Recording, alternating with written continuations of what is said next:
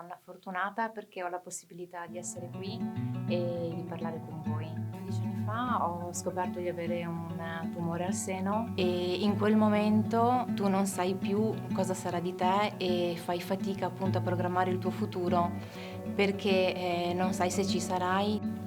L'Istituto Oncologico Veneto è per me la mia seconda casa e loro mi hanno sempre incoraggiata ed aiutata offrendomi le terapie migliori.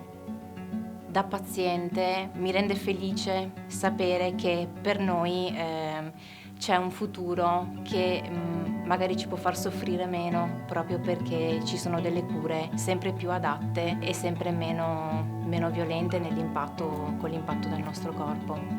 Da parte mia sento di ringraziare chiunque voglia aderire a questo progetto, a questa iniziativa, perché può solo portare buoni frutti. Mi piace pensare che l'acquisto di questa strenna di Natale promossa da Despar sia l'inizio di una catena che può solo portare a storie di guarigione belle come la mia. Acquista anche tu una strenna di Natale e regala la speranza.